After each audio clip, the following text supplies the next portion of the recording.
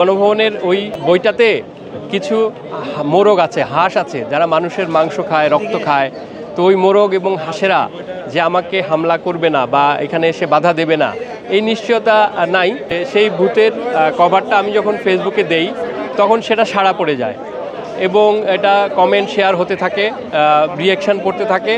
পাশাপাশি আমি ওই পোস্টের নিচে কমেন্টে এবং ইনবক্সে মারাত্মক সব গালিগালাজের সম্মুখীন হই এবং আমার উপর হামলা হবে কিংবা আমাকে দেখে নেবে কিংবা আমাকে নিশ্চিহ্ন করা হবে, এই ধরনের হুমকিগুলো আসতে থাকে। গণভবন তো একটি পাবলিকের স্থাপনা বা প্রতিষ্ঠান, তো সেখানে একটা ভূত থাকতেই পারে। বিশেষ করে আপনি যদি এখন গণভবনে যান, দেখবেন যে শুনশান, নীরব, অন্ধকার, কেউ থাকে না।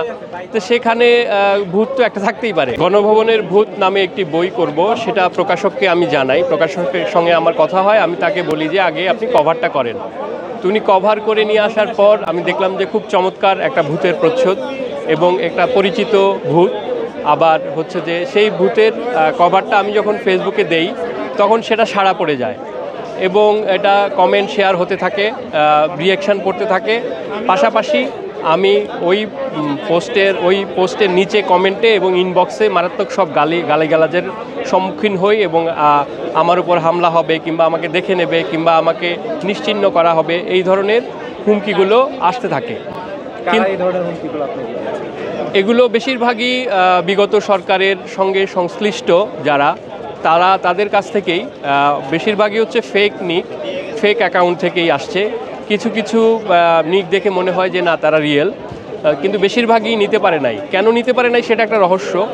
যে গণভবনের ভূত বলতে আমি আসলে কাকে মিন করেছি সেটা তারা কিভাবে বুঝলো এটা আমি জানি না। গণভবন তো একটি পাবলিকের স্থাপনা বা প্রতিষ্ঠান, তো সেখানে একটা ভূত থাকতেই পারে। বিশেষ করে আপনি যদি এখন গণভবনে যান, দেখবেন যে শুনশান, নীরব, অন্ধকার, কেউ থাকে না।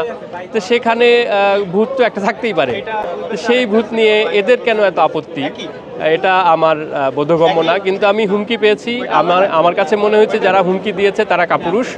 আমি একটা গল্প লিখব, আমার যে সৃষ্টিশীলতা সেটার আমি প্রকাশ ঘটাবো। কিন্তু হুমকির কাছে যেহেতু আমরা বিগত সময়ও নত হই নাই, এখনও নত হওয়ার কোনো কারণ নাই।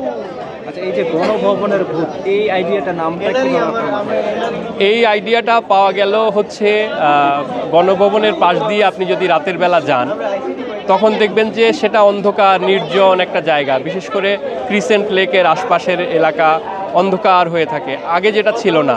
আগে সবসময় সেখানে লোক থাকতো, সিকিউরিটি থাকতো, আলো থাকতো, কিন্তু এখন অন্ধকার এবং সেখানে কেউ থাকে না। তখনই আমার মনে হলো যে তাহলে এখন যেহেতু কেউ থাকে না, নিশ্চয়ই ভূত ঘুরে বেড়াচ্ছে গণভবনে।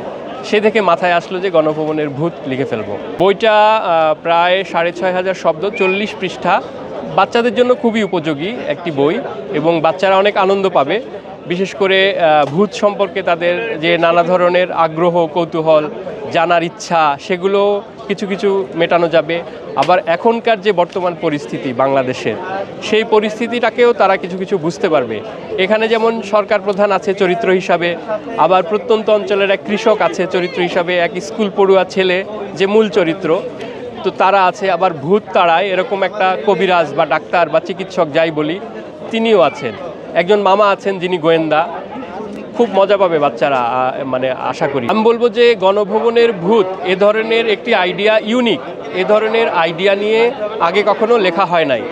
পাশাপাশি আপনি এখানে বিভিন্ন কিছু পাবেন। বাচ্চাদের জানার যে কৌতূহল, আগ্রহ, সেটা মিটবে ভূত নিয়ে। এবং আমাদের দেশে, বিশেষ করে বাংলাদেশে এলাকায় ভূতের যে বিশ্বাস, গ্রামে শহরে, এই বিষয়গুলো তারা পাবে। এবং আমি যখন বিভিন্ন জায়গায় যাই স্টলে, তখন আমাকে জিজ্ঞেস করে গণভবনের ভূত কোথায়। গণভবনের ভূতের বাচ্চাদের একটা আশঙ্কা অবশ্যই আছে। হ্যাঁ, এই ভূতের বাচ্চাদের গণভবনের ওই বইটাতে কিছু মোরগ আছে, হাঁস আছে, যারা মানুষের মাংস খায়, রক্ত খায়।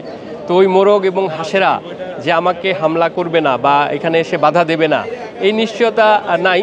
কিন্তু আমি খুব একটা ভীত না।